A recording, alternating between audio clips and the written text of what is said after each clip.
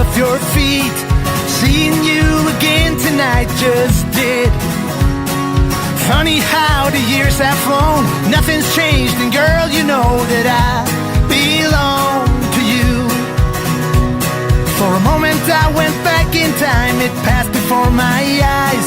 The love, the heat, the passion that we shared. You look the same, so beautiful, nothing's changed, and girl, you know you're still the one I want, baby, stuck in my heart, and I'm just gonna tear us apart. Those summer nights, wildfire, crazy, crazy nights. It's never been more obvious, I guess I always knew that I belong to you. Oh yeah, I belong to you. Hi everybody, this is Richard Sachs. I'm your host on Lost Arts Radio. It's nice to see you today, and we got a really interesting show. You know, we've been talking a lot with all the developments in the world, in the U.S., but other parts of the world too, that it would be great to have not only a more conscious public, which is essential no matter what else happens, but people in government, positions of power in both government and global corporations, who don't have to be experts in everything, but their motive, I think the most important thing is their motive has to be that they're actually there because they want to help their own place where they live and the world in general by extension and by example. And that the problem with government is not so much that the people in it are not super experts in everything, it's that their motive contradicts them learning what they need to learn because they're there for their own interests in terms of, like in the U.S., a lot of people get into the Congress just to get super rich, and as long as they go along with what higher levels of power tell them to say, then they do extremely well. And there are people that we've had on the show from time to time who are in local, state, federal, or government in other places that are just incredible examples that you can do it a different way and be there because you're concerned about what's happening in your country or your locality or the world, and you just want to do anything you can to make it better. And having that attitude in government could transform the whole planet, I think, life on it. So one of our listeners recently told us about such a person, Mads Palsvig, who's actually Danish and running in Denmark for a position in the parliament in an election coming up on the 5th of June, which is really soon from when we're recording this. It's not that far away. I wish we had known about it sooner.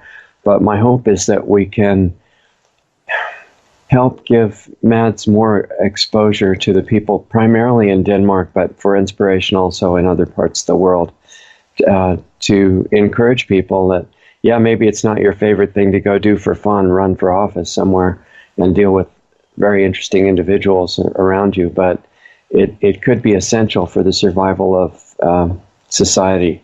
So this is going to be how one person's doing that and what he wants you to know about him. So I want you to get a chance to personally meet Mads Palsvig as if you had a chance to sit down with him one-on-one. That's what we're doing here. So welcome, Mads, and thank you for giving us time out of your schedule. I appreciate it. Thanks very much, Richard, for your time. I thought to introduce you, it would be good to go back before the election, before, what you're doing now. And so people say, well, who's that? I mean, where did he come from? What was his life earlier like, and what are his influences and things that he cares about leading up to now? So wherever you want to go back to give some context so people understand that. Okay, well, very briefly then, I lived in a very interesting home when I grew up. My father was a children's psychologist, but he was friends with a lot of politicians and writers and other psychologists. So it was always a very interesting dinner conversation, and he always allowed me to be part of it. I could go and play if I wanted to, but I could go and stay with them. But then it would be on the adults' terms, so I could take part in the discussion. And I have tried to do the same with my kids. And then, of course, then later I started working in banking. I became an investment banker. I studied law and business, and I got 2 degrees. And then I worked as an investment banker for nearly 25 years in American investment banks in London, and I had also a short stint in Hong Kong. Okay. And, I'm married for 29 years, have 3 adult kids and a grandson. Okay, so what do you think in the dinner conversation stuck with you the most that's still influencing you now? Well, certainly that my father, he had a very, very big belief and faith in the system, and he had a very big belief in that you could sway public opinion with good arguments. Right. And I happen to be as naive until very recently, because the media are very controlled, and it takes a while to figure it out. And that's one of the hardest things to explain people, that they're being robbed with money creation. They're being the world is run by a mafia, basically making money out of misery. It's very hard to explain that to people. And then when they understand that, then it's a double whammy, because they will have to accept, if that is true, and it clearly is, because all the facts are there, they're just miles high in pie. And if that is true, then the media must be lying as well. And that I think is the biggest hindrance for people awakening, is that they it's okay that they make mistakes with the war. It's okay that the pharmaceutical industry kills a lot of people, and the other half are chronically ill, but that the media is lying, that is just so steep, and it's so painful that they would rather not listen to you. And that the government is letting them do it. So they're somehow in collusion. Yes. I agree. That's the hardest for people. It's not technical things that they have to learn. It's the whole idea that what they've trusted all their life is wrong, and what they've trusted is a structure that's kind of become part of their identity. Yeah. And so if that was all wrong, it's like this disorientation. Well, I don't know what to think about anything, and that's, for most people, that brings out a lot of fear. Yeah, it does. So I want for even though this is primarily for the people in Denmark, I hope a lot of them speak English. What's the percentage that speak English in Denmark? I would consider Denmark being bilingual.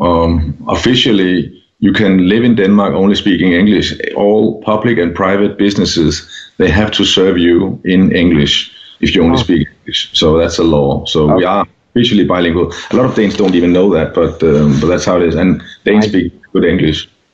So, and Denmark has something like 5-point-something million people, right? That's right, yeah. Geographically, if you were comparing it to part of the U.S., how big is it? It's 43,000 square kilometers. I think something like Maine, isn't it? Maine, maybe? Or like that. New York State or something like that.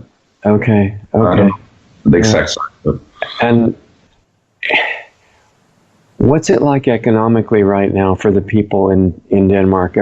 Is the population stressed? Are a lot of people having trouble finding enough employment or enough work, or Oh, I mean, it's booming. It's booming, and the restaurants are full. And Copenhagen has the highest average salary of any major city in the world, I believe.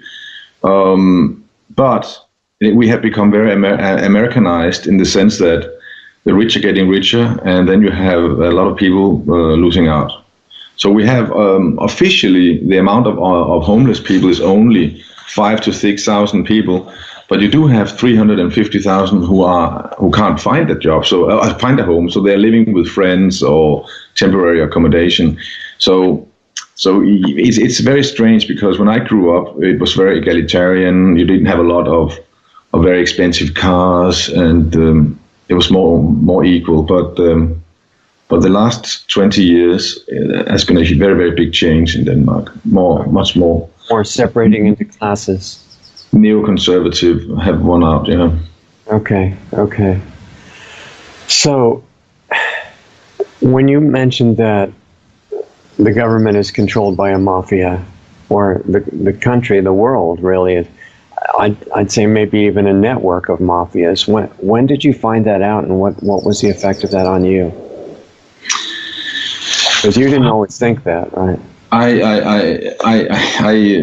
It's gradually. It's not something you find out immediately. You start with a hunch, and then it can't be true, and then another hunch, and then no, it can't be true, and it takes years, really.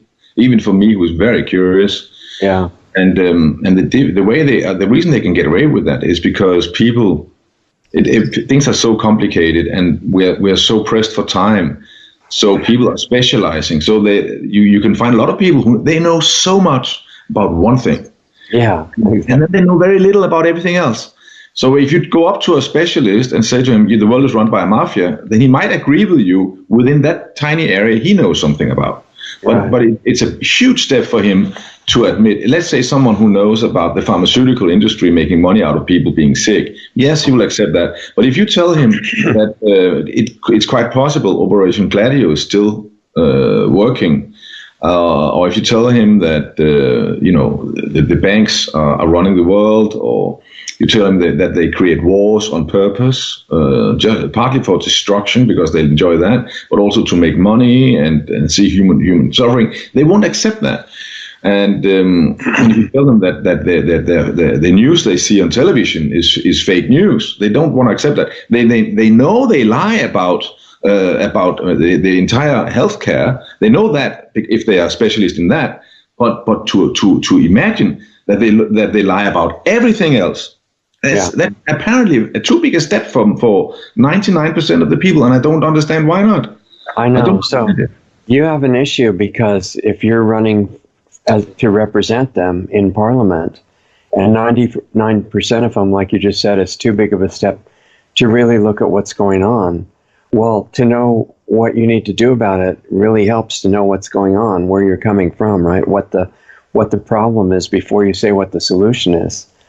So coming from a background in psychology, that's a psychological problem, isn't it? I mean, well, my father was a psychologist, so I don't want to say that I know too much about it. My wife is a psychologist, and my son is studying psychology. So, well, you mentioned this thing about specialization, and agreeing with you completely about the network of mafias in control. I see specialization as no accident, because it's a great way to make people contextually unaware of what's going on. If you make everybody into a specialist, and the ultimate achievement is to know almost everything about almost nothing, so that you just assume that there's this whole group that has to be in control of everything. I think it's called a technocracy. Right? And that there's a panel of experts, hundreds of them, that are going to run life in the most reasonable, efficient way possible. And then no person can really understand what's going on, because they don't even have any Nobel Prizes or 10 PhDs or anything. Even if they had a PhD, an ultimate PhD or a medical license, that's one part out of thousands that they'd have to understand, and that's understood as out of range for people. So we've been kind of trained to accept that we don't understand, and that's okay.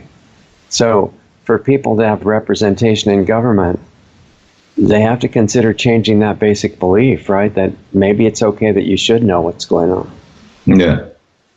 Yeah, it's interesting also that, for example, there was a book called Wisdom of Crowds, and it turns out that if you ask an expert on something, or even a group of experts, and then you ask 1,000 random people, then that the crowd will normally be more accurate than the experts. That is so amazing. And I mean, I used to say that all the time when I was trading on the trading floor. I used to be, quite arrogant, and I'm very competitive. American bank, I loved it, and I used to call the economists for reverse indicators. So whatever they said, the experts, I would do the opposite, because if they said the market was going up, it's probably going to go down, because then it would always already be in the price. Right. And obviously quite arrogant, but it seems to be very often that the experts they do make a lot of mistakes. Certainly. Yeah, intentionally or otherwise. And I'd say it's otherwise for most of them, and intentionally for the ones at the very top, from what it looks like. But even if they're telling false information, it's very well documented, even though it's not true. And I think that keeps up the facade, right? Yeah. you go by acceptable journals and the academic authorities and things like that. Government agencies too. I know in academia in America right now, the government agencies like CDC and WHO and others like that are considered unquestionably reliable. Yeah. If you cite them, it's obvious you're right. Yes. So it's part of that religion, I guess, that we've been taught. So what would you tell somebody that is in the middle of that mindset, which may, if you're correct about what you said about the 99%, could be most of the constituents you're talking about, and you want to reach them without terrifying anybody, right? Well, it is terrifying. There's no way around it. It is terrifying, and there's no. I mean, you just have to try to soften the blow for them if you can. But I mean, the good news is that when the people supporting me and my platform and the political party that I started, that's ordinary people. That's people who most of them have not gone to university for 5-10 years. And they understand that something is wrong. They can see it. They can see there are more and more people who are sick, more and more people who are homeless. The difference between rich and poor grows. They understand that the school system is creating order followers because they were the ones that the teachers told to shut up and sit in the back and stuff like that. So I don't have a big problem with so-called ordinary people. I only have a problem with specialists, experts, academics. The most highly educated people. It's like almost, when I see I've been on the street every day since October. If I meet an academic, I just let them go move on. I mean, it's just like, it's a waste of time. Waste of time. Yeah, exactly. So without reaching some of the most hopelessly educated people, you could still do fine in the election, right? Because most people are still having some of their sanity intact, in your experience. Yeah, I mean, you meet a lot of people who are very smart, actually, but people who are a bit of a rebel, right? People who, there was a woman in my party here, she told me that she would already read and do math before she went to school. And when she went to school, she told the teacher, you know what, I'm going home. Why? Because you can't teach me anything here. I gotta go home now. I can already read. I can already do math. I'm gonna go home, and I love to ride horses. So that's what I'm gonna spend my time on. And she left school, and obviously the parents told her to go back. But that's the attitude, I think, which is right. Wow. I hope she held that intact through her education that followed. Well, she's a great woman. She has a health business now, and she's one of the people in the party. Yeah. Wow. Well, so like you said, there's no way to avoid telling people at least some of what's really going on. So, and that's where you have to start. If you've got a solution and no problem, it doesn't make a lot of sense.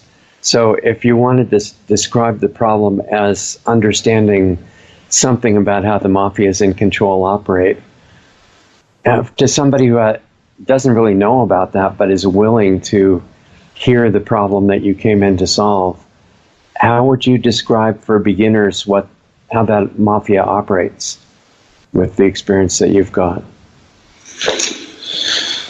Well, they operate with a lot of confusion. They create a lot of chaos, but I also think they use magic. They use newspeak, so that they would use the media to make you focus on one thing while they do something completely different. So if we take the healthcare system, they call it healthcare. Yeah. Well, how come 50% of the population is chronically ill? I mean, you should just look at it and say, we should probably close down because it can't get any worse. We should just close everything down and start all over. But it just gets worse and worse, right? Right. What about is there an analogy between that and how what would you call it? I guess you'd have to call it the Department of Prosperity, right? The financial system. Is there something similar between that and the healthcare system? Yeah, because I mean, allegedly they say that they are bridging the gap between lenders and borrowers, but in fact they're actually creating money, and they're deciding who can start a business. They're deciding who will become rich and who will become poor. They know when there's going to be a recession because they create it. They know when there's going to be a boom because they create it. So that's a big one for people to imagine that could be true, you know. So if, let's say, the financial elites, so-called, in your country want to create a recession or a temporary boom, how would they do that and why?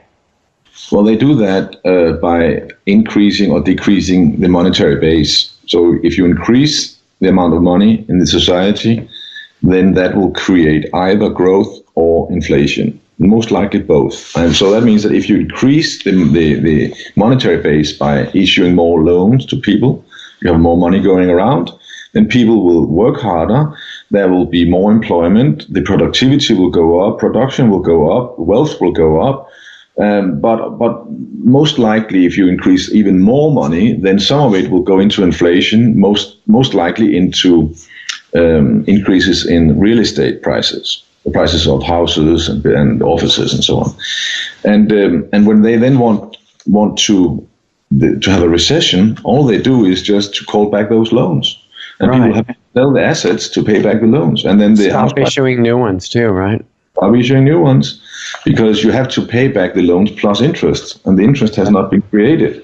So they really have the society by the balls. They really do. So in the beginning, I think, if people even think about what a bank is, they think about a whole bunch of gold in this building. And actually, this is part of how it started, right? That these groups, I think they were goldsmiths in the beginning. People were carrying around gold coins or pieces of gold that were measured and exchanging them for property or goods of different kinds. And it was really, the story I heard, it was too inconvenient to carry around 5 pounds of gold in your belt, you know. So they gave it to somebody who would store it for you as a wonderful service, the goldsmiths.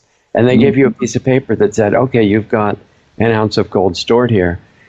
As long as that stayed honest, there could never be any inflation, right? That's right. And then something happened and they said, well, most people aren't coming to pick up their gold. We'll just issue a lot more pieces of paper than there are gold. Yeah. And that was kind of the beginning. That's right. And it worked very well. And it happened over hundreds of years that you would have a goldsmith coming to town. It could be Jewish people, it could be Venetian people, it could be Knights Templars. It has been different people, right? And they come to town and they're very, very poor. And then within 20, 30 years, all of a sudden, they own all the biggest houses, they have the biggest parties, and they have all the money in the town. And then people realize, hey, what exactly are these people doing? They're just storing gold. How can they become so wealthy? And then people figure it out. So people have figured this scam out many, many times in history and revolted. But it gets more and more sophisticated now. And now it's the whole system is basically thieving and deceiving. So was there an evolution in Denmark similar to what happened in the U.S.? Because in the U.S., money was warehouse receipts for gold in the beginning, and they used gold and silver and paper to represent those, and it really made a great system for a while. And then it gradually culminated in totally removing the metal backing for the paper, and it gave the people in banking the ability to just now push a computer key and say, oh, look, there's another $1 million. We'll use it for this investment, and you have to give it back with interest, which there's no way to ever repay all of it because they create the money. And now it's all fiat. Is that true in Denmark as well? Yeah, it's a lot of similarities between America and Denmark. You had first you had two privately owned central banks for 20 years, and then you had the present Federal Reserve that is private. That started in 1913.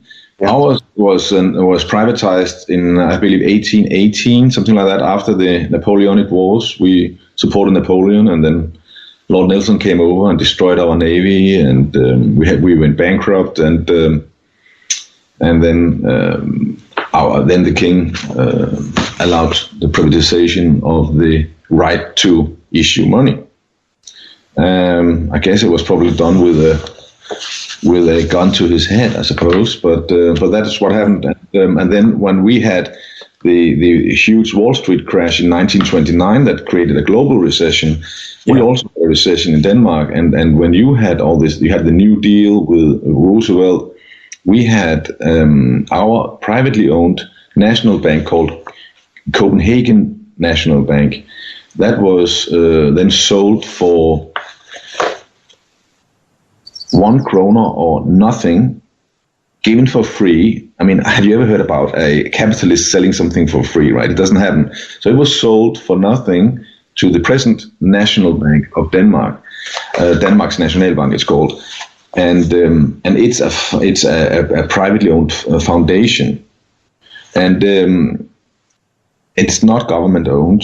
Right. And right. The tax deal it has is that it pays its surplus to the government, but it can decide to keep as much of the surplus for its reserves as it so wish. I would like to have that tax deal with the Danish government. I would like to pay 100% tax, but I can keep as much as I want of my income for my research. You decide which part to pay 100% of. Right? Yeah, like this part. Yeah, zero essentially. Yeah, would be best, right? That would be good. Yeah. So you mentioned that capitalists wouldn't sell something for $1 that's worth billions or trillions, unless it's a magic show, and what the transaction that's really happening is something else. That's right. That's right. And we don't even know who the real owners are of Danmarks Nationalbank, and the people in power, they say, well, nobody owns it. It's just a foundation. Okay. Well, show me all the contracts, all the articles, and so on, and we can't see that, of course. Right. No, and besides, you wouldn't even understand it anyway. So just do that. Right. So that by issuing fiat money based on nothing with the monopoly ability to do that, and your own interest, whoever the mysterious people that own and run that might be, the effect is basically gradually removing more and more of the wealth of the country, right, into the hands of the owners of that bank. Yeah, it is. The most important thing is that they want to control as much of the economy as possible. I mean, to be fair to them, but they do increase the monetary base of a lot of the countries they operate on. I mean, in the Western world, they do the opposite in the Third World. They keep it very, very small.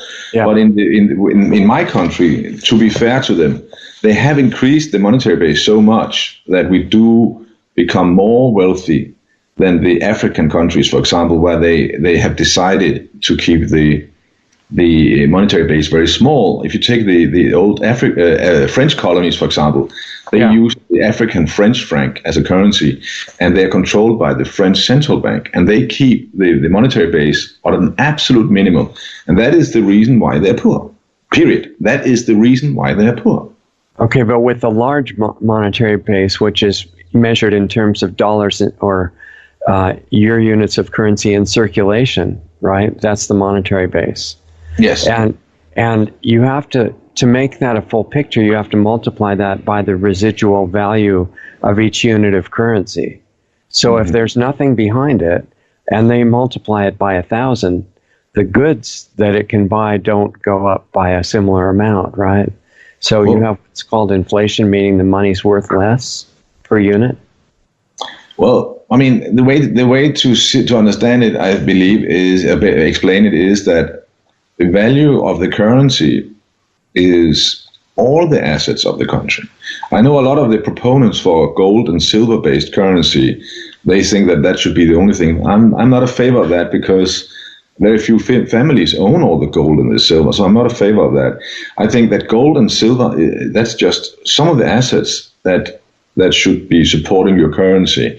Why not your roads? Why not your bridges? Why not your infrastructure? Why not your ability to work, your natural resources, your agriculture? Right. So I believe that everything is behind it. and then the value of having enough money is very, very important, because if there's no money, then that's how they create depressions. Yeah. Yeah, exactly. Because you can't. I mean, imagine you were back in the Middle Ages, and you only had one silver coin in the entire town. Yeah. Then the baker would have to wait for the carpenter to sell something for 1 silver, and he could go and buy a bread, and then the baker could then go to the grocer and spend 1 silver. Transaction time would be so slow that nobody would be working. It has to be enough of those units to make it work. No units, you can't have economic growth. Then people will be standing waiting for a coin instead of working. Yeah. To be fair to these people, the banksters, it's good that they increase the monetary base, because at least then that part of the economy works very well. It has worked very well in Denmark in that sense. That was a funny story. Except for the debt going up, right? The debt to the bankers. The debt keeps going up, but what they're interested in is the control and the way they do that. So, for example, take Denmark. So we have devalued 97% in 100 years' time, and obviously close to the U.S. Yeah, probably something similar to you guys. Yeah, and I think that is bad, obviously. But the thing is, it's at least 10 times worth, because what they have done is they have created small recessions and small booms over those 100 years period. So it could be 10% up 1 year, then down 5%, then up 3%, then up another 4%, and then down 7%. So you can have, if you add all these ups and downs together, you don't have 97%. Maybe you have 1,000%, and they know that. And even Ben Bernanke, who was your federal chairman, he admitted publicly, shortly before 2007, the last recession, 2008, he admitted that the Federal Reserve was guilty of the recession in 1929. And the way they did it was they removed more than half of the monetary base. And it cost 16,000 small banks, small independent local banks, helping the local communities around in America. And I think it was more than 1 million farms. I think it was 3 million farms that went belly up. And then they can be bought up by the people that caused the depression or recession at the bottom of the curve, right? Precisely. So they are gangsters. They are banksters and they are criminals. Yeah. And I do believe, then they come out and they say we need more regulation. But the regulation, all that does is it's just helping the biggest banks because putting up higher barriers to entry, because small banks will have to pay millions and millions of dollars of red tape to lawyers and regulators and so on to enter the market. So you don't have the small banks. That helps ordinary people. Then, so the big banks say, let's have some more regulation. That's great. And we'll be willing to write them for you also. Yeah, exactly. And give us some fines. We'll just, the money for you. I mean, it doesn't matter. So. I think they figure they're so much more sophisticated than the average person, that they get to spend all their time figuring out how to do these hoaxes. And the average person's out trying to survive and, accomplish things in their life. And it's an unequal game because of that. Yes. People just hope that the people in power won't screw them too much. Or if they want to screw someone, that they screw someone else. That's basically what people live by, I think. Right, exactly. So somehow, just like any position of power, I guess what you're getting to is that whoever runs the economic system has to ideally not really be a criminal and a robber. Right? Yeah. Yeah, it's the situation. Well, you could actually legislate your way out of it if you just accept the fact that the big corporations, there's nothing wrong with them. It's just a corporation. They'll just try to make a bigger profit. I mean, there's nothing wrong with a pharmaceutical company trying to make more money by creating more clients. Obviously, they would do that, right? For sure. So, the more sick people there are, the more profit they'll make. So, the corporation's incentive is to create more sick people. So in order to stop that, you have to, like I propose, you have to close the company. I mean, GSK, Pfizer, Sanofi, and Merck has paid 35 billion US dollars the last 10 years in fines for falsification of studies and using a medicine that kills people, and they're allowed to continue. Hey, it's a good business model because the fines are so much less than the profit, right? That's right, and they can just load it onto Obamacare, right? I mean, they will accept any price, right? So it's a cartel. I don't think there's anything wrong with everybody trying to make more money, because that means they want a better life and they want success and all that. But what's missing seems to be, make as much money as you want, but don't do it by hurting everybody.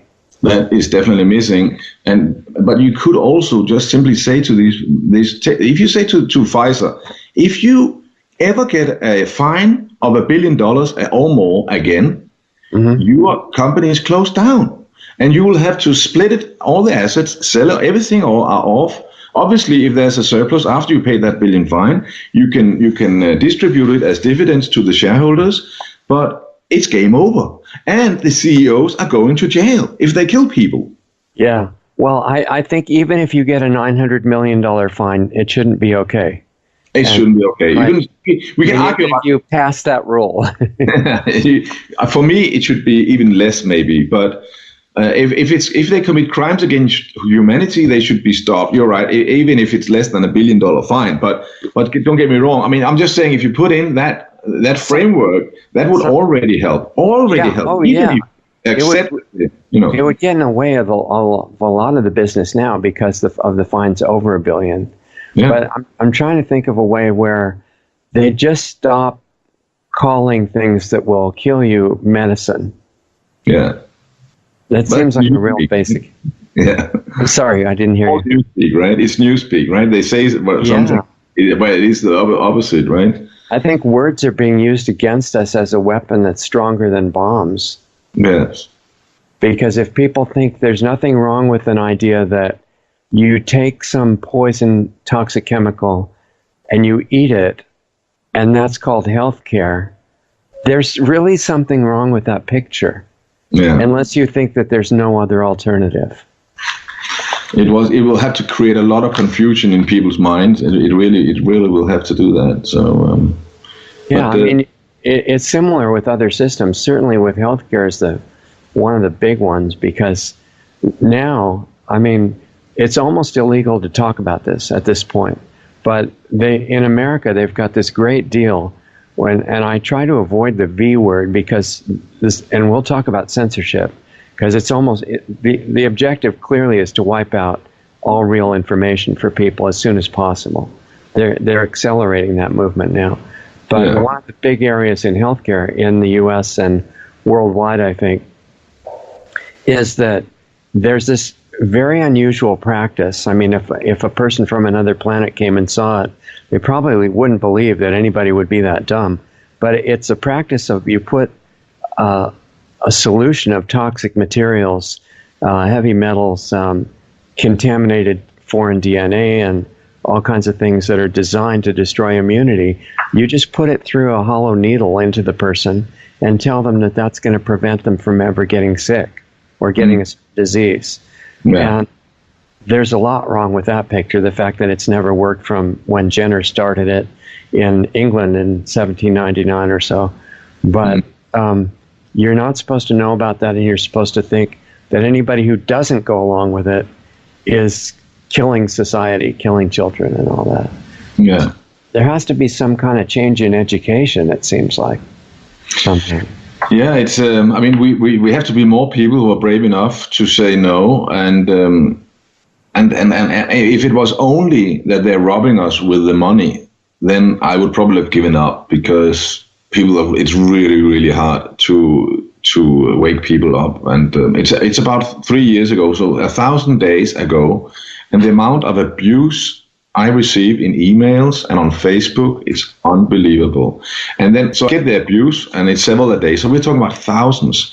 And then over those 3 years. What did you do that made them so upset? Well, Well, obviously, you have, of course, the collaborators from the lodges, the Freemasons, whose job it is to try to harass me. Obviously, that's a given. But Okay. you also have people who get very angry with me because I create a cognitive dissonance in their head. If I say to them that that Danish television, Denmark's radio, is fake news, it's very annoying for people because we are almost like a sect or a religious cult. That's a ritual to watch that news and find out about reality every day, right? Precisely, and it's such a big part of their life. They sit down and they relax after a long day at work, and they're looking forward to that 30 minutes with their wife or their husband to watch this. And they know it's going to be a topic or the next day at work in the lunch break. And if they haven't seen that, then they're not part of that lunch conversation. So it's very important for them. Denmark used to be 99% Protestant and 1% Catholic. And now we are probably like maybe 5 to 8% Muslims, 1% Catholic. And I don't think we have many Protestant left because we've been brainwashed by the television, by the media and the movies out of Hollywood to start to walk away from our tradition. And I'm not saying it's better to be one religion or another, but it's just our religion used to be, for 500 years, used to be Protestants. Yeah. Well, I think the new religion is believing whatever's on the television, right? Now I think they are atheist or maybe even Satanist, because Satanism is nihilism, egoism, materialism, and that is what you have now, and that has been social engineering, I believe. Yeah. So I think Danish people now, a lot of it is, when you sit and you pray for this television, it's very hard for them. So a lot of people who are angry with me, that was the question. They get angry with me because I point out how Danish television is lying.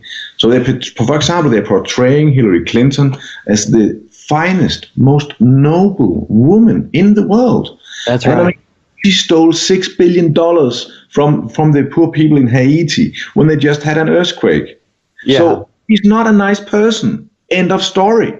And I don't when Danish television don't want to tell that, that's fake news. Then they are fake news. Yeah, it's true. I was wondering how similar it is to the so-called news in the U.S. It sounds like it's just the same.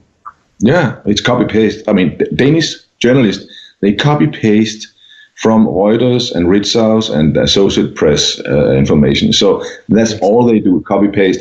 And I talk to journalists about it, and it's very painful. I can see their faces. They go all lemony on me. But to be fair to them, I am certain dozens, if not more, maybe hundreds of journalists have been presenting to their editors stories and articles that are filled with truth, and maybe even about my political movement and party. They just don't get approved, right? Don't get approved. All you need to create fake news in Denmark is a handful of people, and you place them as editors. I mean, Rockefeller found that out before the First World War. When they bought 25 of the largest newspapers in America to tell lies about the Germans so you could get America, which had a nation with 50% Germans. 50% of Americans had at least one parent who were German in 1913. And you persuaded them to go and kill their brothers and their sisters in Germany. Yeah, well, they did the same thing to Japan as well. They educated people in America that all the Japanese people were subhuman, and as a rule, you have to demonize whoever you're going to go try to slaughter. Yes. And these wars are being manipulated and started by power interests at the top of the structure. And you were saying about the Satanists, I think that those are the ones at the very top who are creating, trying to create hell on earth for its own sake. It's way above money. Yeah, right. I think so too. The way they can praise their God is if they can create some destruction. Now, if I say that is a huge one for people to swallow. I know. I think if people will be honest with themselves, it's clear that Denmark's radio is fake news. But they get very annoyed with me for that, and there are many other reasons why they send me hate hate nails. But to be fair, there's also a lot of people waking up who send me lovely letters and encouragement every day, and there are more of those, luckily. So I'm blessed. It's really down to a question of consciousness, I think, right? Because if the right spirit is behind what you're trying to do, then your country becomes an example for the rest of the world of something great. Well, I'm not holding my breath, right? But it would be lovely if it happened. I'll do my best, but I think we're one of the nations that have been most brainwashed in a bad way, to be honest. Yeah, I really think. Yeah. And at the financial level, I mean, pretty much every major country, as far as I know, almost every country, period, is now under the management and control of a central bank. Yes. Right, which is in turn under the control of the main overseeing central bank in Switzerland. That's right, yeah. The Bank of International Settlement in Basel, yeah. Right. That is owned by all the other central banks. And it's a state in the state with their own. They've decided that they're the only ones that can create money. Mm. And I know in the U.S., as far as I can tell, that's the main reason that the corrupt president here decided to destroy Libya, because they were in the process of setting up an independent bank, and they were going to share it with every country in Africa. They had their independent national bank because Libya was an Italian colony, and Italy did not do the same as England and France did when they had their freedom. When the African countries got their freedom, the condition for the English and French colonies were that they should still be controlled by Bank of England and Bank de France. But Bank of Italy, they didn't bother apparently. So Libya had their own central bank, and that meant that they could create their own money, and that's why they became the wealthiest country in Africa. Right. And their ruler actually did some really good things for the people there. Yeah. And he had this national industry called oil, and they used most of the profits to give people education and water systems and stuff like that. And speaking about what should be behind the money, he chose gold. And not because people had to carry gold around, but he put it in the bank so that theoretically something backing the money means that you could go with your paper and trade it for a piece of that. Yes. So even though the natural resources include oil and other geological, values and things like that, it's really hard to go into the bank with a piece of paper and get a pint of oil, which makes it a little bit less convenient as a real backing. But he was going to do it with gold dinars, I think, and do that. And no matter how many there were, they were really there. Yes, and there couldn't have been any inflation ever. It would have been. I think that was the threat. That was the threat, and he offered to lead the way for other African countries to have the same economic miracle as he had done for Libya. And just another little tiny story. The old colonial powers used to make several $1 billion out of the poor African countries on mobile phones. And then he said, okay, why don't we just create our own African mobile company? And then Libya paid half of the cost, which was, I think he gave about 200 billion $200 million, I think it was, something like that. But he paid for half of the infrastructure for the mobile phones in Africa, cutting cost by 80% for ordinary citizens to have a mobile phone. Wow. Yeah. So that's why he had to be portrayed as a monster, I guess. Yeah. Yes. But even let's say he was a monster. Let's just say he was a monster. Look at Libya before and after. Yeah, exactly. Totally destroyed. Totally destroyed. Yeah. GDP has fallen by 60%, 65%. You have civil war. You have open slave markets. They have a genocide of black Africans in the South, and it's just a total horror show. And when that happens, every time that the banksters create a war, then it's not a mistake. It's not a mistake if it happens every time. No, it's not like they're trying to figure out the right way to do it and it just didn't quite work or something. Yeah, not if exactly the same thing happens every time. Then it's a plan. then it's what they're doing that they want to happen. So the inspiring leaders are the ones that are the biggest threat to the system, right? That's right. The ones who could wake up the enthusiasm in the people and the understanding of what's going on. But I think we have to try to encourage more people like John F. Kennedy to step up to the plate. People who are in power, who do not want to be tools for the satanic masters that shouldn't be. Yeah. And that's what we need. We need the people to wake up from the so-called from the bottom, but on the top, on the higher echelons, we need some people who are brave enough and say, hey, I had all this power given to me, all this wealth, all this influence. Right. I don't want to take part in sick rituals where they commit certain things. I don't want to be part of that. And I don't want to be part of destroying Earth. I want to show gratitude and gratefulness to nature and to life. Yeah. And I hope that more people will be like John F. Kennedy in the future. I really do. And I think there's a possibility. I think time is right. Yeah, it is. I think it has to spread, as quickly as possible. And I think the power structure is actually agreeing with that, because those are the people they go after, and they wouldn't do that if they weren't a real potential to change things. Yeah.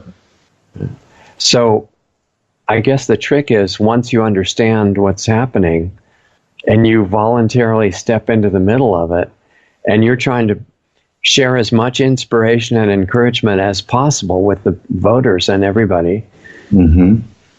You're making yourself the most attention-getting of anybody, I guess, from the top-level power structure, because they know who's threatening them. The people who can be corrupted are not a big threat. And if you can't, then you need the support of all the people so that you have a chance to keep that going. Yeah, that is a fair point. I mean, the strategy at the moment is totally to ignore me and keep me and my party totally out of the media. That's the strategy they have right now. Oh. But at the end of the day, all I want is to get into office, change the laws, fix the system, and get out. I don't want to be in there. I don't even want to be a politician. I'm only doing it because nobody else is doing it. Yeah. So I would rather, play with my grandson, right. Do some sports, read books. I have a lot of interest. Even being an investment bank. I loved being an investment bank. It was fun to trade government bonds and futures and options. I loved it. Yeah. So when you try to get your party and yourself better known and it meets resistance, what's an example of, a situation like that happens, so people know what you're talking about? So, a perfect example, I think, is that, so you have two left-wing parties who allegedly are fighting for the betterment of the working class in Denmark. So right. A lot of Danish people are annoyed that both in Denmark, 99% of women work, 99% of men work. Everybody's working. Wow. So they don't have any time for their kids. Right. So they feel very bad about it. So we put our kids in kindergarten when they're babies, and then and when we see them in the evening, and then now there are so many cutbacks in the public sector. So even though we are getting richer and richer, so that you have like maybe 10 kids to one adult in the kindergarten, right. And then now there's a big demonstration. We need to have more people looking after our kids. It's not good. Blah blah blah blah. This was arranged by two political parties.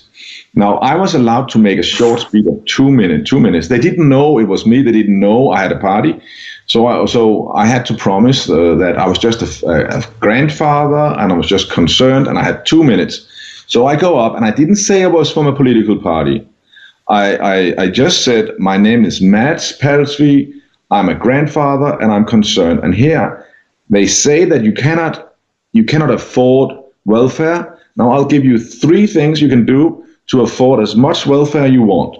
And then I told them, obviously, number 1, government should produce the money. I explained that briefly. Number 2, interest-free loans for your houses and your cars. And it would increase the quality of life tremendously as well. And you would be paying every month to yourself instead of to the bank. And number 3, you should make a 1% tax on turnover of digital money. That way, the multinational corporations would start paying tax for the first time in history. So if you do those three things, you can have as much welfare you want. Thank you very much. And I had 10,000 people standing there. I mean, I've never tried anything like that. And they were standing ovation. They were clapping. They were like, whoa. I felt What group was that you were talking to, Matt? This was this demonstration arranged by the two left-wing parties in Denmark.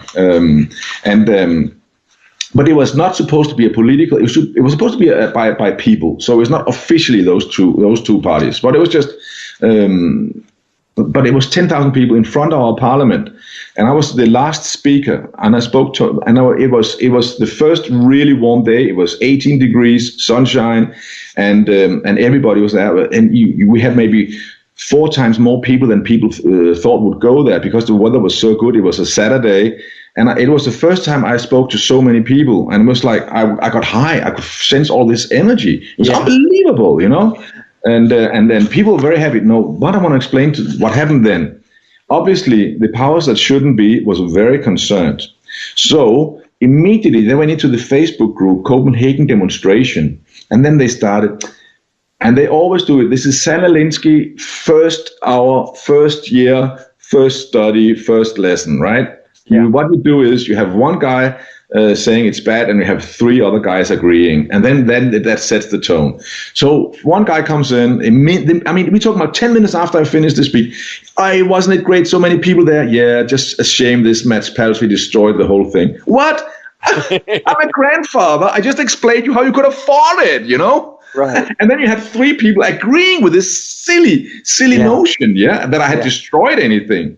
I didn't even say I was a politician. I didn't promote myself. I just said I was a concerned granddad. So in hindsight, I should just have said I was from a party and I want to change things. I should have lied. I should not have been a gentleman like you know like I am. I shouldn't have been. I should have been ruthless like they are. But still, they and this is an example of that. And that means that people are confused. And I would like to give you another example. A very, very close friend about how people are too afraid of stepping up and fighting for what is right and what is good and what is beautiful. So I have a very, very good friend, and he wanted to help people who could not afford to eat, basically. So you can have he wanted to organize a welfare so you can have a free meal every day. So the way he did that, he worked for free himself, yeah. Okay. So he said to people, okay, you can give to me or some old stuff you don't need anymore. We will then sell it, and whatever profit we get, we will buy meals for people. And it became a huge success, right? Okay. Then he had let's say he had 20, 25 people working with him, all working as volunteer to help people getting a free meal. But then it became such a big success, and people started giving him antiquities and very expensive items. Wow. Okay. Yeah. And that became very tempting for maybe 2, 3, 4 of those 20 people, right? So they decided to make 2 piles of goods. The cheap pile of goods that goes to buy meals for the poor people, and then the expensive antiquity goods that goes for themselves to sell for a profit, so they can scheme money out of this thing. And my friend, he said, no, that's not how it does. Everything goes to the homeless and people who can't afford meal. Right. And then these 3 guys got very annoyed with him, and they waited, and then they found a way in the end to make a complaint about my friend. And they got him to resign, and not any of the other 15 people. So we have 15 ordinary citizens. They didn't steal themselves, but they also did not step up for what is right. Wow. They did not defend the homeless people's right to have a meal, and they did not defend the people donating their antiquities in the belief that all the money would go to buy a free meal. Right? So you have one guy who is good, my friend. You have 3 people who want to steal. Then you have 15 to 20 people who basically, yes, they do want to help the poor people getting a meal, but they do not want to have their fingers or hands dirty by stepping up to these 3 thugs who wants to steal. Yeah, and I think that explains exactly what's going on with the system right now. Yeah, so you just gave a model for the whole world of what's going on. I think so. People are too afraid. They can see what's wrong, but they don't do anything about it. Wow. Yeah, it's just a microcosm, right? But it's just funny. It's so accurate and representative. Yeah. So my friend left, and after he left, then they of course were of course able to steal antiquities for about 6 to 12 months, and then the whole thing collapsed. Right. And after 12 months, nobody got a free meal anymore. Yeah, and some of the big charity organizations have figured out how to keep that going, and steal 90+% of it indefinitely. Red Cross, for example. Yeah, things like that. I mean, they get involved in all kinds of criminal activity. And this is another thing that would be hard, I think, for most people to understand, is that some of the most worshipped charitable agencies that are working for the betterment of the world are actually big parts of the mafia. That's right. If Red Cross if they have only built 7 houses in Haiti and they received $5 billion. Yeah, well, I think that should be. There were some cost overruns, Well, if that is true, and it is, if that is true, Red Cross should be abolished, closed down. Period. Yeah. That's it. And that goes for most of the organizations on that level, and ones above it. What about the United Nations? I mean, this is I know this is blasphemy to question them, but I mean, they're running so many little mafias under them. It's just it's mind-boggling. Maybe we could try a new organization called Independent Nations, where you could join in or not. Yeah. Every country trying to make its own society an example for everybody else, and then they keep their sovereignty and they cooperate. Yes, I think that would be incredible. National security depends on becoming as self-sufficient as you can, and not selling out your own people, and then cooperating outside. Yes, that seems to be beyond most of them. Yeah, and then they tell you the story. Oh no, it's so good to have the European Union because before that we were at war with each other all the time. Yeah, you were in war with each other all the time because the people running the European Union started those wars, right? Right. Hello. I mean, as if anybody in Germany decided one day to leave his work and buy a gun and go to France and kill French people. Of course he didn't. Nobody does that. Yeah, regular people just really don't do stuff like that. No, they don't. I mean, you don't go, hey, how about going to France and kill people? No, we don't. We go, hey, how about going skiing in the Alps in France? Or, hey, how about going and having a coffee in Paris? Exactly. That's how we do it. Yeah, so we've been trained that regular people are dangerous and crazy. And we need rulers to make sure that they don't do too much damage, right? Yes, that's right. So now, the experience that you had with those trolls, I guess, coming in and giving a bad impression to your speech right after it finished, that's becoming more and more automated now. Yes. And they're just hiring the overseers for the computers to make sure they're programmed to do the right kinds of deception. But it's moving toward total automation. So they don't have to worry about good people getting in there and ruining their program. Mm.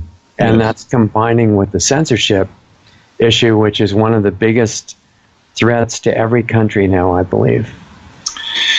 Yeah, I mean, we have an election which is very soon here in 2019, and I'm serious when I say this might be the last election. I mean, in 4 years' time, yes, we might have another election, but the amount of censorship will be probably if things turn out the way it seems it could go, if the trend continues, then it'll be full-blown fascism we will have in Denmark. Yeah. It'll be 1984 Orwell, period. And then sometimes people argue about the difference between communism and fascism, and they get distracted, I think, by the labels, because it's either freedom or tyranny. Yeah. And the styles of tyranny can vary a lot, but it doesn't really matter if you're going to be enslaved and killed. No. What label was on it. And in America, this is really visible. I suspect it's somewhat similar in Denmark, but everything in favor of freedom and sanity and telling the truth about all the important issues is being not only censored more and more automatically by, especially the big social media companies are really bad at that, but also they're not just censored, they're made into the enemy. Yeah. Like you were in the talk, except on a mass scale. Yeah. And the Congress and the president in America are doing nothing about it. And Yes. I don't know why. I would know why if they're all corrupt. But the current president, that I won't name on air because I'd get banned right away for anything positive about him now. But the current president has done a lot of good things. And he's a friend of ours made an analogy. If you're in a submarine and it's about to dive under the water and you have 50 doors and you close 48 of them really well, that's not good enough. No. You're still going to die. Yeah. So the door of censorship has not been addressed. It's wide open, and we're diving under the water. Why doesn't he open his own news channel? It's amazing. Exactly. He should have 2 or 3 times a week direct talk with all the people and say, this is what's going on. Here's everything that's happening. Here's the people that threatened to kill my family. Here's the gifts I was offered in $1 trillion if I'd sell out the country. Here are the people that did it. Here's what's going on with the medical industry. Here's what's going on with fake education. And I just wanted to let you guys know, in case anything happens to me, this is really what's happening. He would have 99% support from all the regular people. And he hasn't figured that out or been willing to do it. Any candidate should do it. Or maybe someone had... they say, well, we will kill your family if you go beyond this line. Yeah. Because they know that if they get him to leave one door of the submarine open, they win. So they can let him have a good time with the other 49 doors and be a hero or whatever. Although he's not being allowed to be a hero, he's demonized like, Satan incarnate. But I think, there's probably threats that we do have this way to kill your family, and here's what you can do, and here's what you can't do. So that little strategy has to be overcome. And it seems like some version of that, when you get elected, for example, even if all the media is against you, which would be a sign that you're really doing good stuff, then you find out a way to have this big direct communication ongoing. And if you let the people know in advance that you would do that, and they understood, that would be a huge attraction, I would think. Like I'm representing you, I'm going into the middle as I'm going to tell you all, not things that would compromise real national security, but I mean, all the stuff that's usually not mentioned. I'll be your representative and let you know from the inside every week exactly what's going on. Yeah, that's my plan. That would be incredible. Yeah.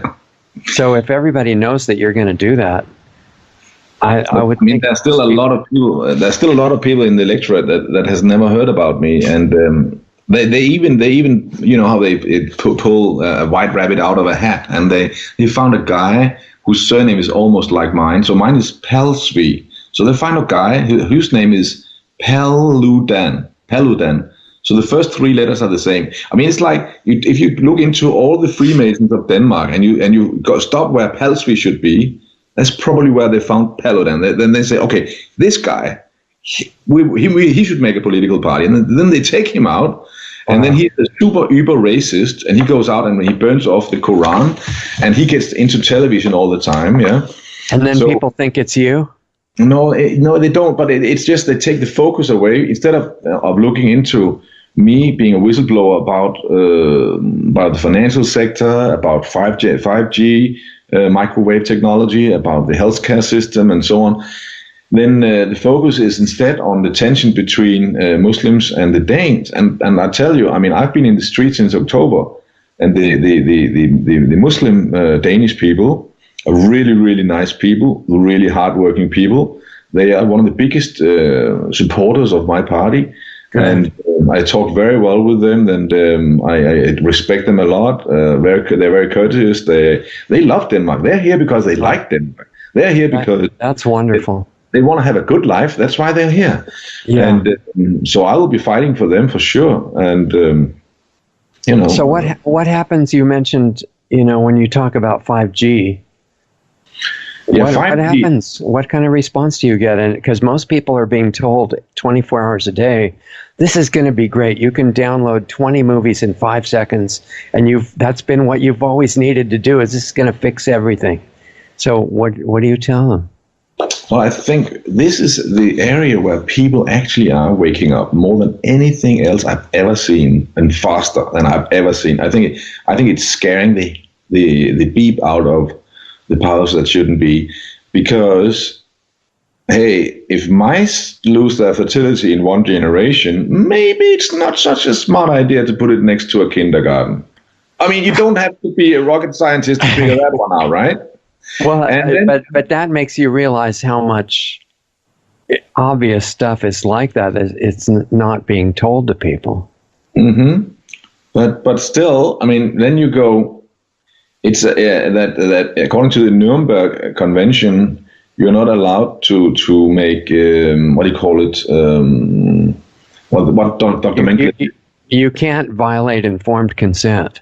Yeah, so you can't make tests on people unless they've signed up for it themselves. After learning everything involved for real, what it really is. Yeah, you're right. And I haven't signed up for the Danish government to hit me with microwave weapon, and it is a weapon. So a lot of people are really waking up, and they in Denmark.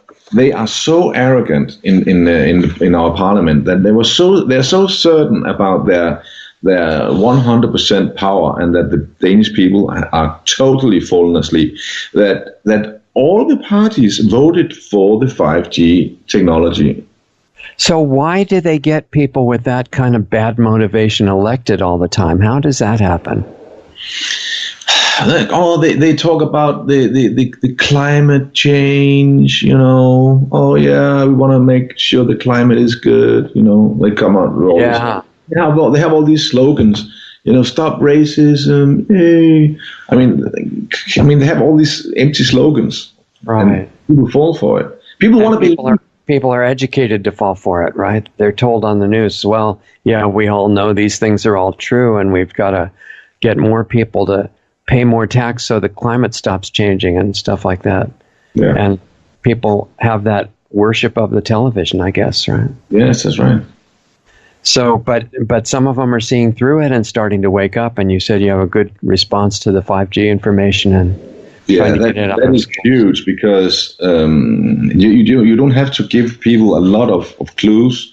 They can say that out on their jobs in the lunch break, 20 people sitting down, dining together, lunching together, and if they say, hey, you know what? If it's so safe, why don't the insurance companies want to insure the telecom industry for damages done to people's health if it's so safe? Oops, right? All right. Exactly. And why do the telecom companies write in the disclaimers that they are expecting huge court cases in the future resulting from damages done to people's health? Yeah. And why is it a class 2 carcinogenic? This pollutant, this toxin, microwave radiation toxin. Why is it a class 2 carcinogenic? Why is it that? It's like lead paint, right? That's also a carcinogenic. That is also carcinogenic. That took a while to admit, right? And they're just having to admit a little bit of the damage that they already know about, and they're putting it in places like airplanes where you can't get away, where it bounces off the walls on the inside like a microwave oven. Mm-hmm. Even if it's not 5G, it's still deadly. Yeah. And that's spreading now in new cars, things like that. So I would think people would want to know about that, and other subjects like that too. I mean, what about agriculture that's dumping so many tons of poison on the land, and it goes into the water and makes it very dangerous to work in farming?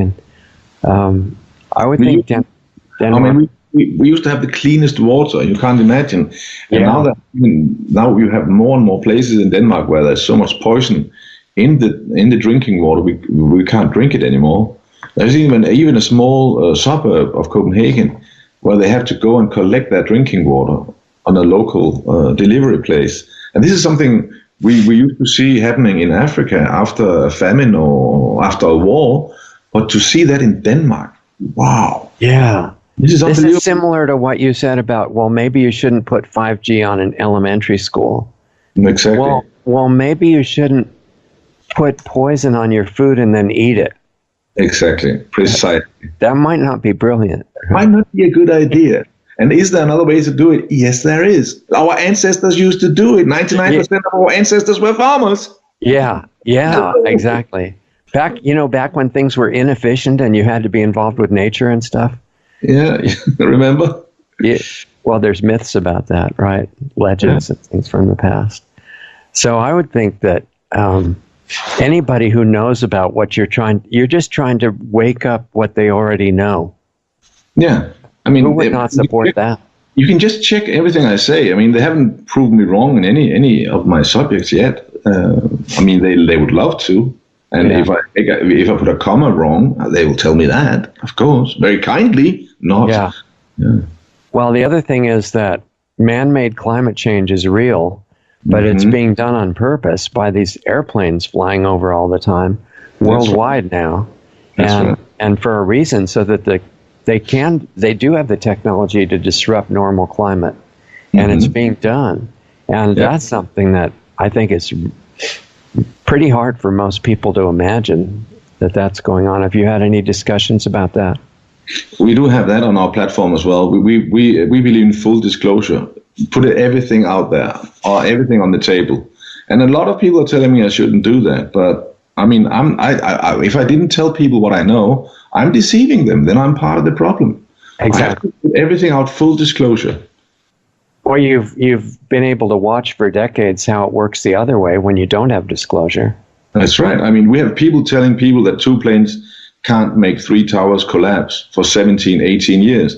Yeah. And people still don't get it, right? Or look into it. So you have more, you have to put everything out, I think there's different kinds of intelligence, because a lot of the people that can't look at, well, I think when I spoke with you before, you mentioned the ship off the coast of America when the Europeans were first coming in, and the people, the indigenous native people who lived in America, they said, well, you're talking about having a big ship and everything, but we're looking out there and there's nothing there. That's right. And they were probably quite intelligent. Mm-hmm. And the same thing in Denmark or anywhere else. It doesn't mean that they're not intelligent. There's something else going on there where you can't look at something that would be too threatening. That's the speech I made on Saturday in front of our parliament was exactly that. I explained that it's magic, and that it is that the story that, like you said, that when they came to Central America, the Indians couldn't see the ship the Spanish came in until a medicine man, he took them probably in the rowing boat and sailed out, and they could touch it, and they could maybe... That must have been an incredible experience for those guys who rowed out to the ship. It must have been amazing, right? And that is the job that you and I and a lot of other people are doing now with friends and family. And I mean, even my own little tiny family, I can tell you, my kids, they were with me from the minute. Said, go, bam, they got it right away. But my wife, it took a few years. Now she's 100%. Any of our party political key issues, she's on it. But in the beginning, it was so hard for her because she's working long hours as a psychologist, and then in the evening we were talking about all these horrible things going on, and it was very, she had to say, no, we can't talk about it. I don't talk about my clients. We don't talk about that. Fine. So we left that for a while. So it takes so long time. So I have seen my wife and I, we've been on that rowboat together out to that ship, know. And it's something we have to do with our friends and our family. But in Denmark, I see a lot of people, marriages breaking up because the spouse they doesn't want to sail with them. Friendships, I've lost probably the majority of my friends when I started And I was suggesting, hey, how about you take a rowboat just 100 meters? I'm showing you, it's just 100 meters. It won't take 2 minutes. And they refuse to get in the rowboat, even though it's 28 degrees, the sun is shining, and I'll have a cold beer afterwards. No, they don't want to sail in with me in that rowboat out to that ship because they can see there's no rowboat, no ship out there. Yeah. Okay, so why do they not want to get in the rowboat? I think that's a really important question, because to understand in some depth, because your job, everybody's job with their friends and family and everybody, is to somehow figure out how to make people want to get in the rowboat. Yes. So why is it that they don't get in? I think a lot of people are very, very afraid. Yeah. I think a lot of people have really been beaten down hard in their childhood. I mean, very few people have two very loving parents. Yeah. Maybe some have one, but most have had either a father or mother who was abusive in one way, either verbally or physically. And then if you are lucky enough, you have two loving parents, for sure, you will have some teachers who are not very nice. So when we go through childhood, we are damaged goods. Our self-esteem have been destroyed systematically. I think all of us have that to some degree. Yes, absolutely. So there are different ways to respond to that. What makes us respond by becoming constantly fearful? I beg your pardon. These are really the political questions, because if we understand this stuff, then a well-meaning representative getting into office is going to be a lot more powerful if they understand what's underneath. Most people just try to do it by debating and saying, no, I'm right. You must agree with me. And if you understand this deeper phenomenon with the rowboat and why people, if they don't get in because they're afraid, what makes people bring up this self-identification, lifelong fear? Yeah, I mean, I don't know. I mean, a lot of people are afraid of not being part of the group. So, for example, take my friend before from the charity. He was one, and the people stealing were maybe 3 or 4, and people just look. 4 is more than 1. I better support the 4, but they're bad. But it doesn't matter because they're just afraid. And they don't see anybody, the other 15, 20 people stepping out. So nobody wants to be the first, and people have a lot of stuff to worry about. I mean, making enough money to pay their mortgage, how their kids are doing. Everybody has their own problems. So it's not that I understand it, but right now I think the good news about 5G is we have a chance now, because it's so evil and it's so bad and it's so blatantly obvious that it shouldn't be there, and the fact that it is shows to everybody with 2 eyes and half a brain cell that the people in Parliament are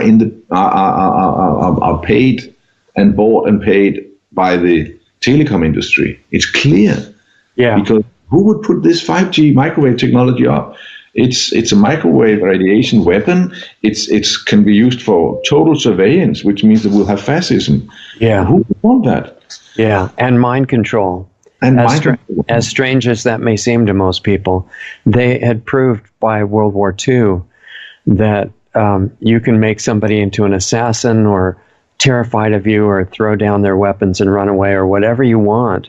And that was, a long time ago. So now it's much more developed. Yes.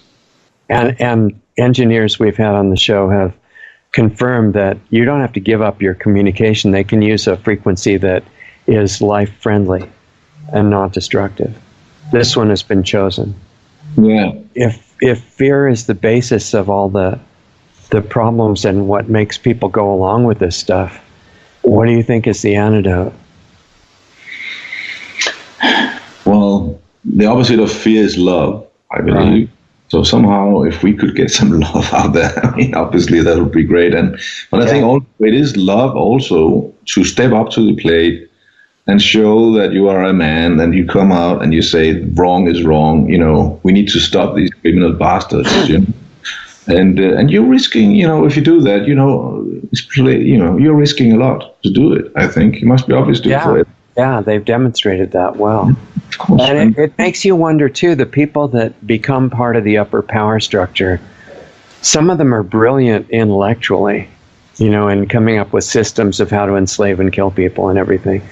But they're not too brilliant in that they don't know there's a deep law of nature that is not from religion. It's how things work, like biology or something like that. And it says whatever you do to somebody else or for them comes back to you multiplied. And they're not setting up a really great future by what they're doing. No. So maybe besides the regular people, you could reach some of these people in higher positions of power too. Wouldn't it be great if they started defecting? Yeah, that would be great. And that is what I'm hoping for.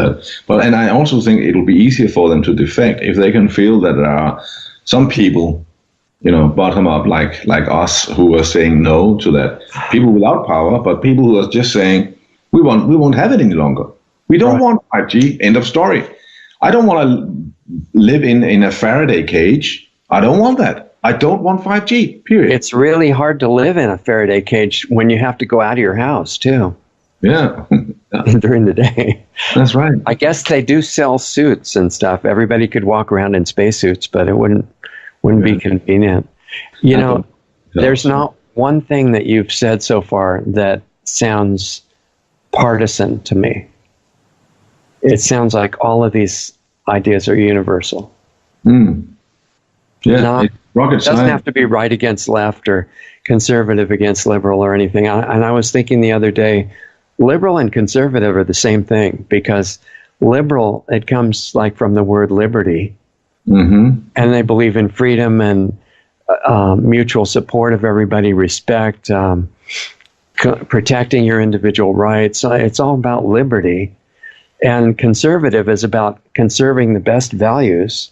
One of the primary ones of which is freedom. So it's just an illusion that these sides have to fight with each other. Yeah. And it sounds like you're appealing to everybody. That's right. We have in our party, we have people from all the other 12 parties in Denmark. It's left and right. I mean, we have everything. I mean, even, for example, an example is we have the biggest anti-immigration political party on the right wing. A lot of those people are in our party, and so are a lot of foreigners. Doesn't make any sense. And why is that? Well, basically because we believe that we should not have wars. Denmark should not participate in any wars, and we should apologize to the countries we have attacked.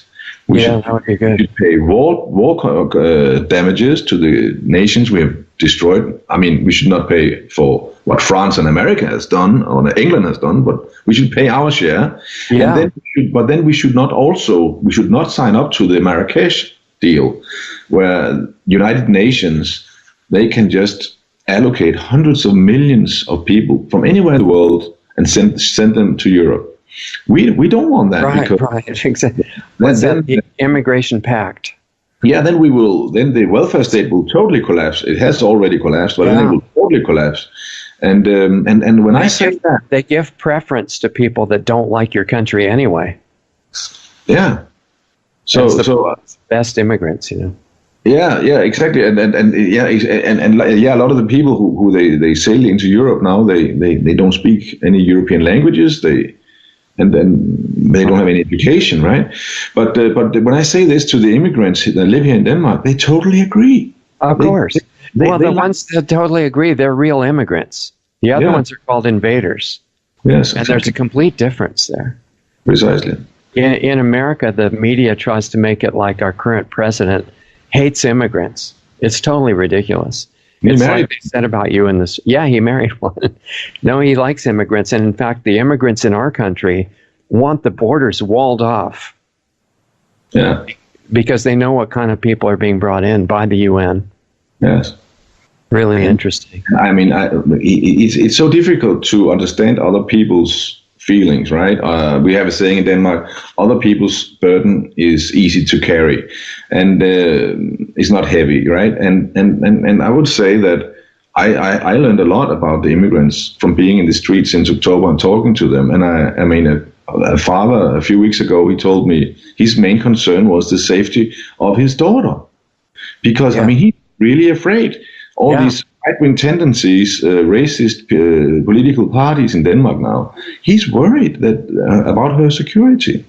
And it's easy for me if I live in another part of Copenhagen where we don't have that many immigrants and so on. It's easy for me not to worry about it. I don't see his problems, right? Right. And when they get ready for an election, which is coming up so soon, in America they have a system of debates between the recognized candidates that get more than a certain number of signatures and things like that.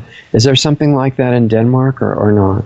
There are a lot of debates, and if I was promoting the climate hoax, or if I was either super pro that we have millions of immigrants in here, or if I was a super racist and saying we shouldn't have any, and if I would say that it was okay, the banks are creating money and not look at it at all, then I would be in all those debates. But since I am critical of the system, I think they will keep me out of all of the debates, I guess. But we will see. I mean, are you talking about between now and June 5th, there's going to be a bunch of debates?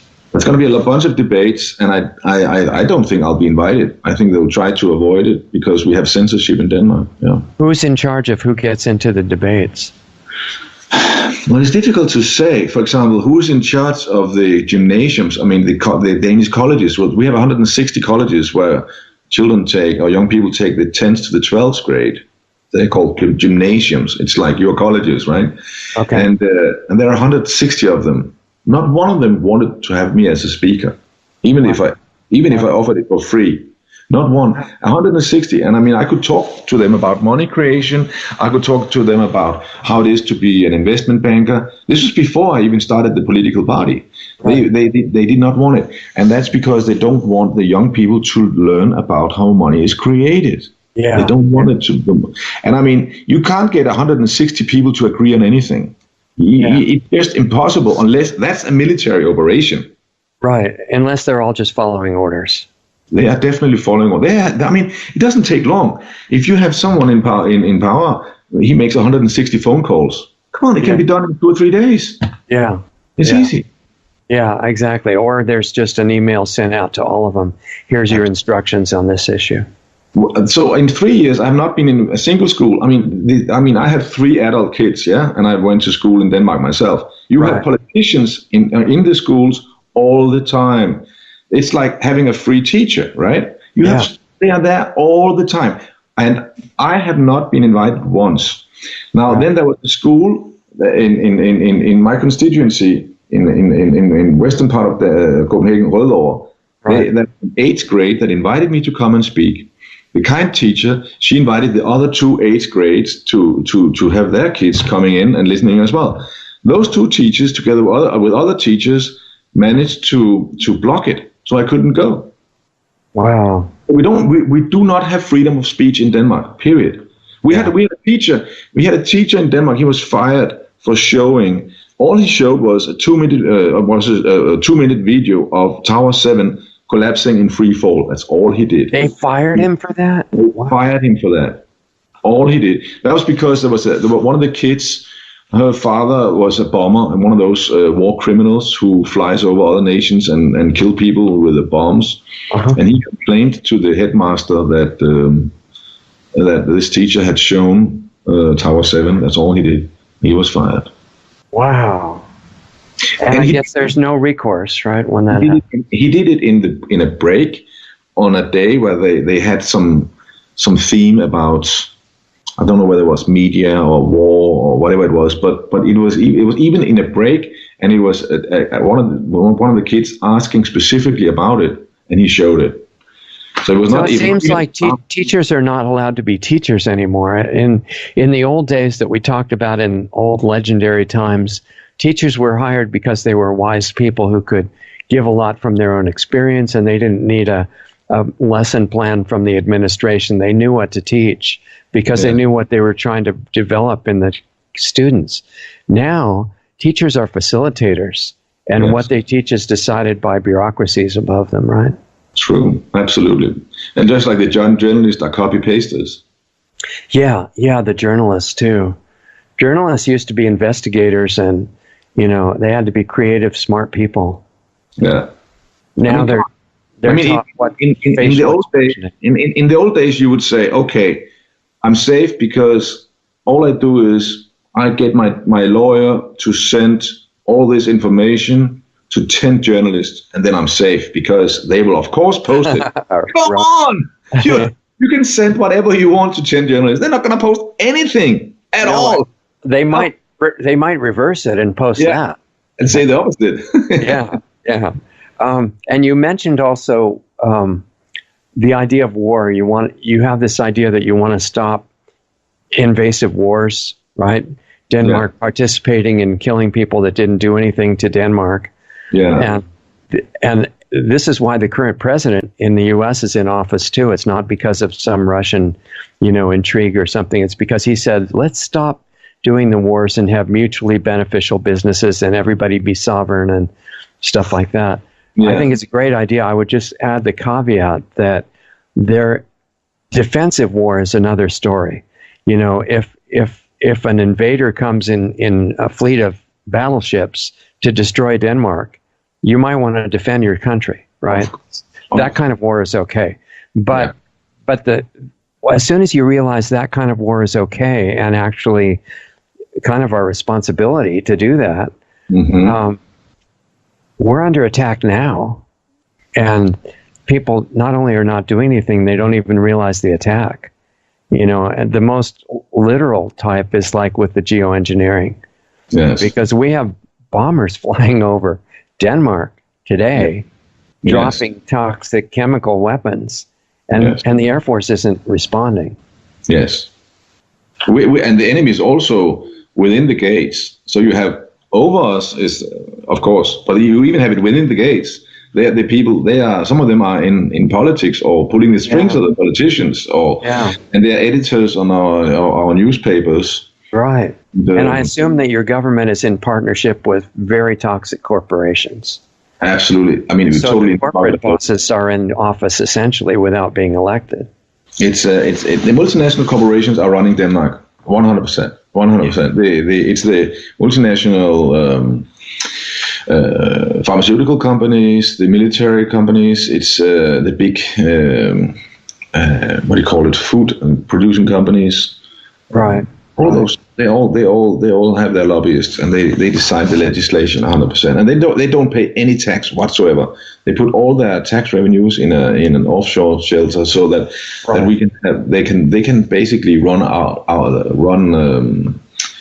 over our Danish corporations, because Danish corporations, they pay corporation tax. So it's an unfair competition. We allow the multinational corporation eating market share every day, every single day. We just see all these big chains of 7-Eleven and all the other ones coming in, and they are opening on every corner. Why are there no small Danish shops? Yeah, it's like that's being wiped out. Yeah. So I guess as a bottom line to all this, we've talked about so many things that people could interpret as too scary to look at, right? Mm-hmm. So that's not a mentality that'll make things better. And if you had to give people something to remember from all this conversation about why we don't have to respond with just fear and despair, and why it's worth everybody supporting you, what do you think you'd want people to remember? Well, in Denmark, I would like them to support me because I could be like a Trojan horse to get in there, because the only way they can win is if nobody talks about the issues that I bring up. But if I'm in Parliament and I propose it as legislation, then it's I wouldn't say game over, that's maybe overstating it, but then it's very difficult to keep the issues out of public debate. Right. And I think I was already part of bringing the 5G debate up to debate by a video I did in January. As soon as I found out that all the political parties had voted for 5G, I made a video that went kind of viral here in Denmark. And it really started a lot of groups on Facebook in Denmark on 5G. So, and that's without being in Parliament. So there's a lot of stuff you can do if I'm in there, and then Denmark can influence other countries because we are in the United Nations, we are everywhere with NATO, and people look, for some very weird reason, they look up to Scandinavia. I don't know how long that will last with the way it's going, but for some historical reasons, they believe we have a welfare state, and they believe we are a peaceful nation we used to be. And so that means that we could work together with similar political parties in other countries. Right. And you also might find some unexpected allies within Parliament if they see that you've already become the first one. Precisely. Like back to my friend with the charity. So we can all see the 3 or 4 people who are thugs or stealing the antiquities. But what about the majority who are just too afraid to do anything? If I'm in there, who knows what happened? How many of the other people in Parliament might all of a sudden say, you know what? I want to vote for the government issuing the money instead of the 2 largest Danish banks. Right. Why not? It could happen. Yeah, I totally agree. It could spread. Yeah, and it's not that risky. If you're standing in the box with your ballot and you put your cross, all you have to do is put it next to my name, and it's not. Nobody will know that you've done it, right? Yeah, exactly. Well, I hope everybody in the country votes for you. I think that would be reasonable. Thanks. And that everybody should see this video, too. We got to share it with everybody in Denmark and people on the outside, too. So work on doing that, get it turned around as quickly as we can. And it would be nice to stay in touch with you if you have time and see what happens at the election and what the next step is going to be. Thank you. I appreciate that. I'll definitely do that. Yeah, good luck, and we'll stay in touch. So hold on, and we'll say goodbye in the break here. Thank you. All right, so there goes Mads Palsvig, and I just found out that I pronounced his name wrong. I'm sorry about that, Mads. And I said Mads because it's M-A-D-S, and it's Mass like M-A-S-S would sound. And Palsvig, I was saying Palsvig because there's a G on the end, but that's silent. So it's Mads Palsvig, and I'm saying this mostly for our American viewers because I'm sure the Danish ones will get his name right. Anyway, I want everybody in Denmark to hear this discussion from Mads because I just think it's so important and inspirational for a person with truly good motives. It sounds like no big deal, but right now it's a really big deal because the people that I've met in positions of power in politics, as in higher corporate positions in companies, they don't have good motives. I don't know if you noticed that or not, but it has a lot to do with what's going on in the world right now. And to get people who want to actually do something helpful and have some sense of ethics and living by that into positions of power in politics and industry is really important. And whenever I get to meet one as a privilege for doing this show, then I think it's fantastic. And I don't see why everybody in Denmark wouldn't just vote for Mads because he deserves it. You can learn things about subjects, but it seems to take longer to learn things about just having good character, and somebody who like him who's already done that needs support, especially since once he gets into his position and you guys all vote for him in Denmark and support him subliminally from everywhere else in the world in good thoughts and prayers and things like that. Once he gets into his position, once the entrenched power structure learns that he wants to do good things, he's going to have some challenges. And if you all support him any way you can after you vote for him, I think it would be a really good idea. So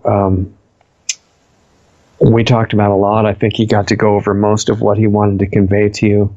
And I agree with him that it's really a question of consciousness, like with your motivation comes out of your consciousness, it comes out of what you feel is real for you. And that gives power to everything else that's positive. And I totally believe, like we talked about during the discussion, that the people who are often considered the bad guys, the bad men and women, and by bad, I don't mean intrinsically bad, I mean who are doing destructive things knowingly or even unknowingly, but mostly knowingly, they're not set on that. They can be waked up too. And I think getting out of this whole fighting paradigm into a healing paradigm to spread knowledge of everybody's common interests and how to achieve them better, not with more control, but with more freedom and more mutual respect and more cooperation and helping each other. That needs to spread, and the best way to spread it is become it and then live it. And then everybody you interact with will be affected the same way, and you won't have to do it with debates or arguments. Who you are is going to come across, and it's more powerful than anything you could say. So that's why we support Mass, and I hope you all do too. And he does really well on June 5th, upcoming election. It would be nice to see a miracle of them letting him into some debates, but whether or not that happens, I hope you remember his name. And if you're interested in shows like this that we do with inspiring people and organizations that are doing something helpful for their part of the world or the whole world by extension, check out our site at lostartsradio.com. That's LOSTARTS, plural, radio.com. And you can find out all about what we're doing there. And if you want to get into the deeper levels of things that we can't openly talk about on these public platforms that are subject to censorship now, check out our page at planetaryhealingclub.com, planetaryhealingclub.com. That's a live interactive meeting all over the world every week that would really be nice to have you participating in if you want to. And I'm there every week live in person and interacting with you, sharing things from my research that I can't talk about on the air except will disappear right away. And if we do anyway on the Sunday show, if that stops showing up, check us out on Brighteon.com. That's BRIGHTEON.com. And our homepage, LostArtsRadio.com. All the show information will be up there all the time, as well as our projects that we'd like you to know about. So hope to see you again, and thanks for sharing this time with us, and we'll see you next time. Introducing Lost Arts Radio Live, our new Saturday late afternoon, early evening 1-hour live stream show. This new show precedes our Planetary Healing Club, which starts at 9 p.m. Eastern and 6 p.m. Pacific. The Planetary Healing Club, which is not free and open to the public, but you can join for a minimum donation of just $10 a month. Our new live stream show, which is free, starts Saturdays at 7:30 p.m. Eastern and 4:30 Pacific. It can be accessed by going to lostartsradio.com/live. You can tune into our live stream from our Facebook page at facebook.com/lostartsradio, from our YouTube channel at youtube.com/lostartsradio, as well as both Periscope and Twitter at Lost Arts Radio. You can ask questions during the show by using the chat function on YouTube or make a comment on Facebook during the live stream. Once again, that's Lost Arts Radio Live, Saturdays at 7:30 Eastern, 4:30 Pacific.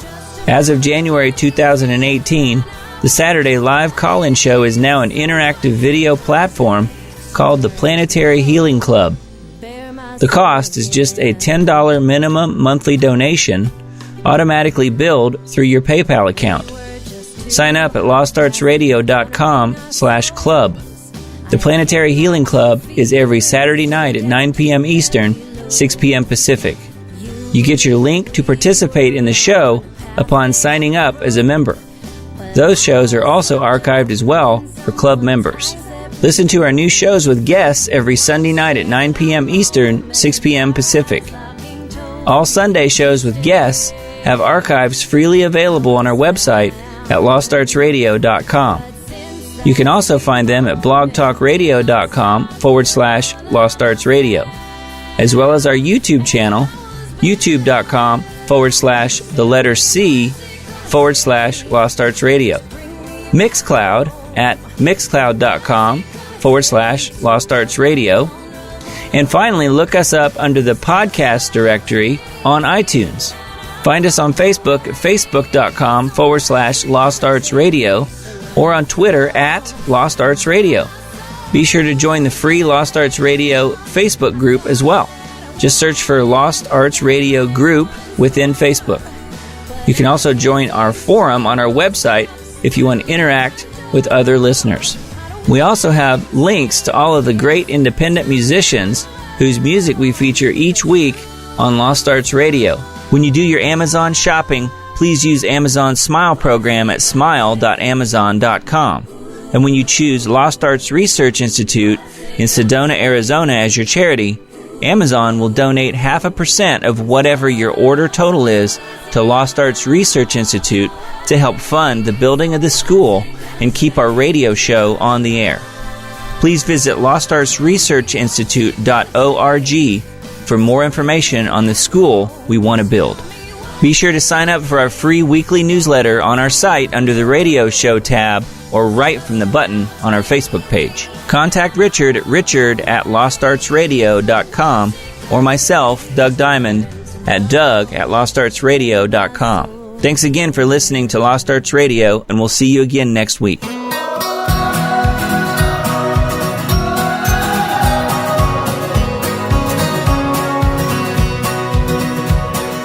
Life sure has its own sweet ways to knock you off your feet.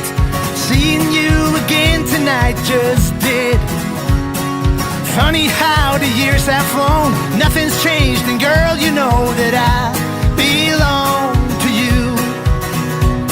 For a moment I went back in time, it passed before my eyes. The love, the heat, the passion that we shared. You look the same, so beautiful, nothing's